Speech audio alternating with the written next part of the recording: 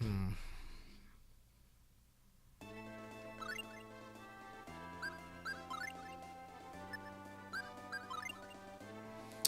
comes at level 3, that's kind of dumb.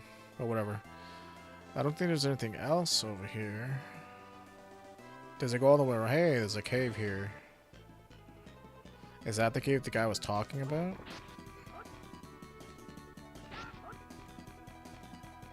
Because there's that cave of spirits over there.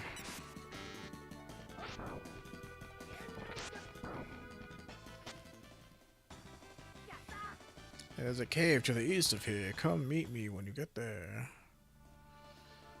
Is this the cave you refer to, sir? Yeah, I think this is where we're supposed to go. I wonder what that cave of spirits is then.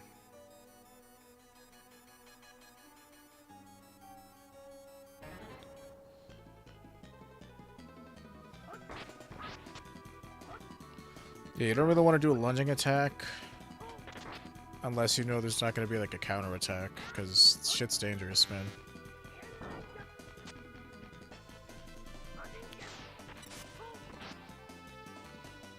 But yeah, feels good to be doing decent damage again. Unfortunately, that Night Saber was really good. We really should have. Looking back, I think I'll not pick it up next time so that we can actually, you know, have it with us, because they take away any equipment that we have.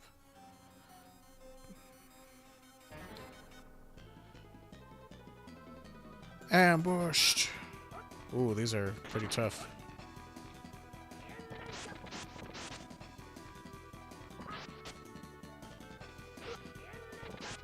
Okay, that one's dead. Come over here.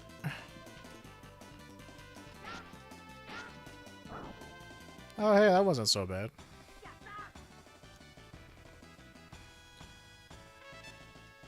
Ooh. Pretty nice overall. What do we got here? Mixed gummy, eh?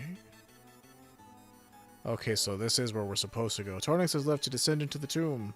So now what? Just be careful. Thanks, Master Tristan. I'll teach you something, a skill that will help you. A skill? Yes, I know you've learned several already. Yes, a few. Combination attacks are more difficult. They require your body and mind to be in perfect unity, which is achieved by practicing the individual skills. This is what I was talking about earlier. Until you can execute them without a hitch. I understand. For example, the Scion Kick is a combination of the Scion Bolt and the dual kick techniques. Can you teach me? Your father had mastered that at age 14. It's in your blood to master the sword. I understand. Take it easy. So yeah, as he said, combination attacks require us to use like dual kick and Scion Bolts a certain number of times. Enter at your own risk. I'm kind of wondering what that Cave of Spirits is all about now.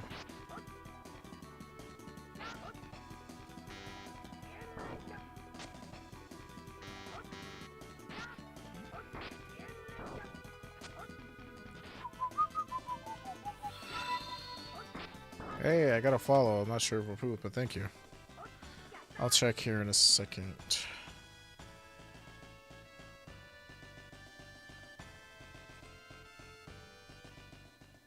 But thanks for the follow. I'm sorry, my screens are not oriented in such a way that I could have seen it super easily.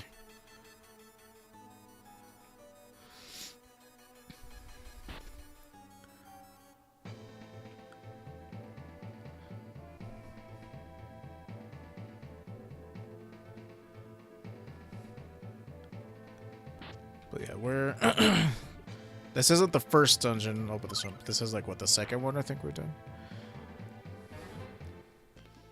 This is kind of like... I would say this is pretty much the intro to the game. A lot of the game actually takes place in the past. I don't think... Like... See, what the four people did was they just sealed Dhaos away. So, like, you know... However many years later, however, like, what's been 20 years or some shit, I forget exactly what the number is. But, pretty sure it's like, if class is like, what, 17, it's been at least like, what, 17 years since then. They just sealed him away, so like his father, Mint's mother, that guy, Tornix Morrison, and someone else. Maybe Kless's mother. But they sealed him away, so But the reason why we go back in the past is because we're just going to kill him outright. We're not going to seal him away. We're going to kill him. We just got a protect ring. If it... What is it? I think it breaks, right? Yeah, absorbs melee attacks, but has a 99% chance of disintegrating. I've never really used protect rings. I guess if you really need to be able to take one hit, they're okay to use. Open the sarcophagus, yes.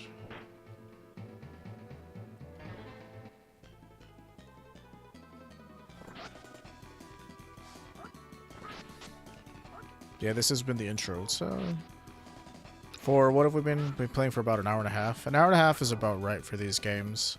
If I'm being honest, an hour and a half is pretty fast compared to the newer ones, because the intro for a lot of the Tales games, Spy Lens, nice.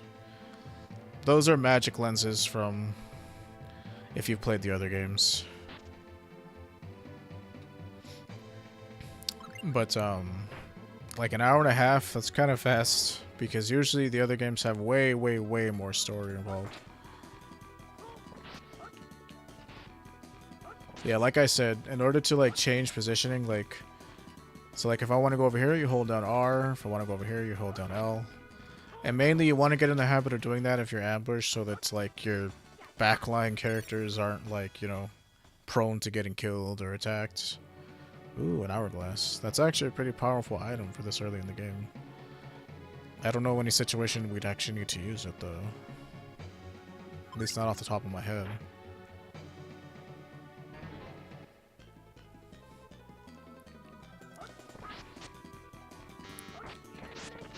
Yo.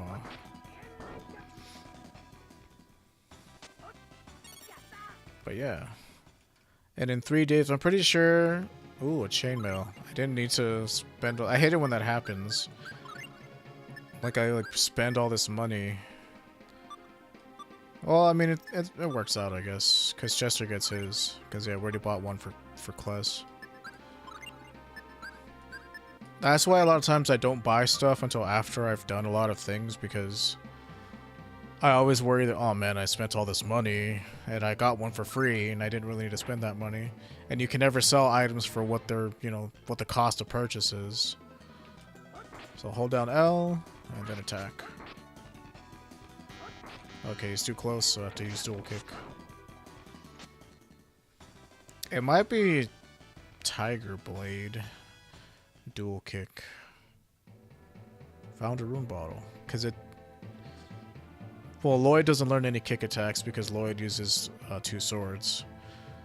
And neither does, like, Kratos, for example. Sealed by some kind of power. Probably gonna have to come back up here. Might be Tiger Blade. So let's get rid of this guy first. Yeah, that move does so much damage if you can actually hit them with all 3 hits. There we go. Now switch places. Alright, we're at about, what, half mana at this point? So I kind of want to conserve just in case, but let me see. Little over half, so I'll probably use a couple more attacks. But yeah, this first dungeon's not too bad at all. Like, first quote-unquote real dungeon. The only thing that sucks about, like, these random battles is sometimes I get turned around.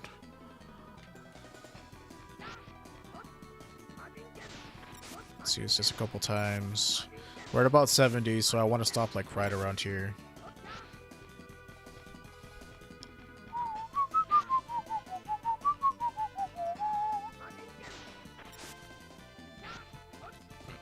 Because you never know when you need mana.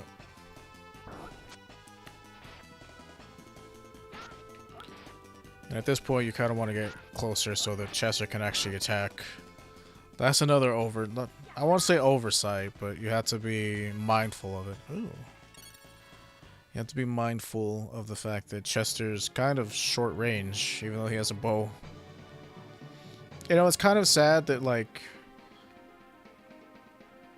Outside, well, I was about to say Chester's like the only bow user that we got for a while, but I mean he wasn't if you played the earlier games, because in Tales of Destiny, Gar used a bow, and in Tales of Destiny 2, I think Natalia or whatever her name is, not Natalia, but Nanoli. I never played the ones that were Japanese only releases. I never played those, obviously, because one, I didn't play a lot of those games when they came out because I was more of a Nintendo fanboy at the time. So that's why Tales of Symphonia was my first game. But like, as I became a fan of that, I always like to go back and look at the older, older games in the series. And so the ones that we got out of the mainstay ones, or out of the main series ones, were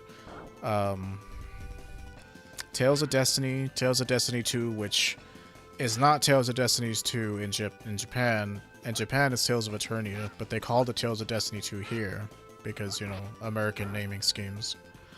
But what we got: Tales of Destiny, Tales of Eternia, Tales of Symphonia, Tales of Legendia, Tales of the Abyss, Tales of Vesperia, Tales of Graces, Tales of Exilia 1 and 2, Tales of Zestiria, and